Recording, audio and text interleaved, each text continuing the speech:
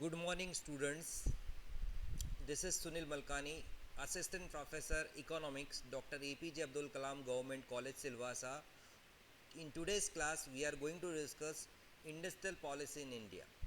Okay, in the last class, we have discussed industrial policy of 1948, and in today's class, we are going to discuss industrial policy of 1956. Let's discuss the Industrial Policy Resolution 1956. Okay, this policy after India's independence is very important policy. You can see that this policy, the points I have noted in the slides, you can see the points in the slide. The first point is it is the most important, the most comprehensive industrial policy of India. Industrial Policy Resolution 1956 is the most comprehensive industrial policy of India. Okay, it is also called as Economic Constitution of India. Okay, one constitution was Political Constitution of India, which was adopted in 1950. This policy is very important. That is why it is called as Economic Constitution of India. Okay, and in this policy, what are the main objectives? You can see this, that the main objectives were rapid industrialization and establishment of socialistic pattern of economy with development of public sector as driver of the economic growth and development. Okay, this is the major objective. Students, ये industrial policy है जो सबसे comprehensive, सबसे comprehensive industrial policy कहा जाता है इसको, और इसे इकोनॉमिक कॉन्स्टिट्यूशन ऑफ इंडिया भी बोला जाता है. ठीक है, और क्या इसके ये जो पॉलिसी है 1956 की, उसके क्या ऑब्जेक्टिव्स थे, तो आप देख सकते हो कि रैपिड इंडस्ट्रियलाइजेशन, बहुत ज़्यादा गति से जो औद्योगिकरण किया जा सके हमारे देश का, वो एक इसका लक्ष्य था. और दूसरी बात कि हमें जो सोशलिस्टिक पैटर्न ऑफ इकोनॉमी जो है वो डेवलप करना था, और उसके लिए हमें क्या करना था, पब्लिक सेक्टर को ज़्यादा इम्पोर्टेंस दिया गया है उसकी वजह से. ठीक है, इकोनॉमिक ग्रोथ और डेवलपमेंट के लिए किस सेक्टर को ज़्यादा इंपॉर्टेंस दिया गया, पब्लिक सेक्टर को, याद रखिएगा. ठीक है, और then the next point is industries were classified into 3 categories. Which are these 3 categories? Schedule A, Schedule B and Schedule C. Schedule A, 17 industries were exclusively reserved for public sector. जो 17 industries जो थी उसे किसके लिए reserve रखा गया, public sector के लिए. शेड्यूल बी में हमने देखा कि जो 12 industries were placed in the mix sector of both public and private enterprise. But the condition you can see that, but these were progressively state owned and state would generally set up new units. Means यहाँ पे schedule B में भी public sector को, state को ज़्यादा importance दिया गया. और शेड्यूल सी में इन दोनों टाइप की जो इंडस्ट्रीज़ हैं, शेड्यूल ए और शेड्यूल बी, उन दोनों को छोड़ के जो भी इंडस्ट्रीज जो हैं उसका डेवलपमेंट जो है वो प्राइवेट इनिशिएटिव, प्राइवेट सेक्टर के लिए छोड़ा गया. तो आप यहाँ पे देख सकते हो कि ये 3 शेड्यूल आप देखोगे तो आपको समझ में आएगा कि पब्लिक सेक्टर जो है उसे डोमिनेंस दिया गया. ठीक है, हमारी जो इंडस्ट्रियल पॉलिसी 1956 थी उसमें पब्लिक सेक्टर को ज़्यादा इंपॉर्टेंस दिया गया और पब्लिक सेक्टर को इकोनॉमिक ग्रोथ और डेवलपमेंट का ड्राइवर माना गया.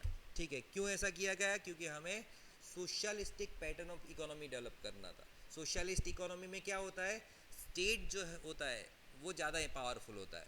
ठीक है, और स्टेट इंडस्ट्रीज़ को डेवलप करता है और इक्वल डिस्ट्रीब्यूशन पे ज़्यादा भार होता है सोशलिज्म में, याद रखिएगा. ठीक है, तो ये सब को देखते हुए हम बोल सकते हैं कि स्टेट इंडस्ट्रीज़ को, पब्लिक सेक्टर इंडस्ट्रीज़ को ज़्यादा इंपॉर्टेंस दिया गया इंडस्ट्रियल पॉलिसी 1956 में. ठीक है,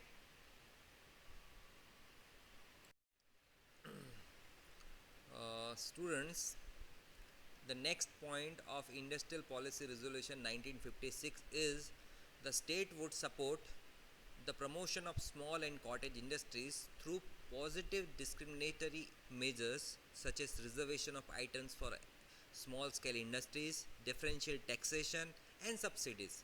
and all these kind of measures. So here you can see that यहाँ पे आप देख सकते हैं कि स्टेट जो है वो स्मॉल और कॉटेज इंडस्ट्रीज़ को सपोर्ट करेगा अकॉर्डिंग टू दिस पॉलिसी. किस तरीके से सपोर्ट करेगा? कुछ कुछ जो है मेजर्स से, कुछ कुछ स्टेप्स से. कौन से स्टेप्स हैं ये?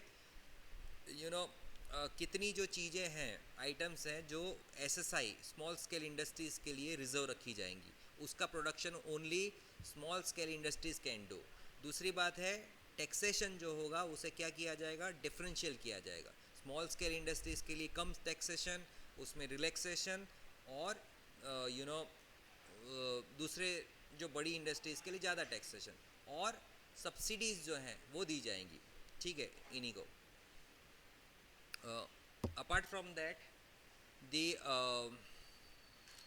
other point is the state was to facilitate the development of industries in private sector by ensuring the development of transport, power, etc. and by appropriate fiscal and monetary measures. ठीक है, तो इस policy में आप देख सकते हो कि जो प्राइवेट सेक्टर में जो इंडस्ट्रीज़ हैं उसे स्टेट क्या करेगा? फैसिलिटेट करेगा. किससे फैसिलिटेट करेगा? ट्रांसपोर्ट का डेवलपमेंट करके, पावर इंडस्ट्रीज़ का डेवलपमेंट करके, और फिस्कल और मॉनेटरी मेजर्स के थ्रू. ठीक है, फिस्कल पॉलिसी होती है और मॉनेटरी पॉलिसी होती है गवर्नमेंट ऑफ इंडिया की. तो इन दोनों के थ्रू कुछ स्टेप लेके और इनको फैसिलिटेट किया जाएगा. तो state would facilitate development of industries in private sector, okay, through all these measures. Apart from that, the next point is to reduce regional disparities. In Industrial Policy Resolution 1956, it was mentioned that the state would try to reduce the regional disparities. ठीक है, जो अलग अलग state हैं उसके बीच में जो भी डिस्पैरिटीज़ है इकोनॉमिक डेवलपमेंट की, उसको क्या किया जाएगा? Will try to reduce it. ठीक है, उसे कम करने का प्रयास किया जाएगा. And the last point is to welcome foreign investment, but effective control should be with Indians. ठीक है, इस पॉलिसी में भी 1948 की पॉलिसी की तरह फॉरेन इन्वेस्टमेंट जो है उसे रिस्ट्रिक्ट रखा गया. The it was targeted. यहाँ पे क्या फॉरेन इन्वेस्टमेंट को वेलकम किया गया, लेकिन रिस्ट्रिक्टिव वे में. ठीक है, किस तरीके से? उसका जो इफ़ेक्टिव कंट्रोल जो है वो इंडियंस के साथ रहेगा, इस तरीके से. ठीक है, तो आप देख सकते हो कि 1956 की इंडस्ट्रियल पॉलिसी में बहुत सारे स्टेप लिए गए, जिससे क्या किया गया कि पब्लिक सेक्टर को ज़्यादा इम्पोर्टेंस दिया गया, और स्मॉल एंड कॉटेज इंडस्ट्रीज़ को भी डेवलप करने के लिए कुछ स्टेप लिए गए, लेकिन इनडायरेक्ट स्टेप लिए गए. ठीक है, और प्राइवेट इंडस्ट्री को भी डेवलप करने के लिए कुछ इनडायरेक्ट स्टेप लिए गए, आप देख सकते हो इस स्लाइड्स में. और रीजनल डिस्पैरिटीज़ को कम करने के भी प्रयास किए गए, और फॉरेन इन्वेस्टमेंट को बढ़ाने का ट्राई किया गया, लेकिन in a very restrictive way. Okay,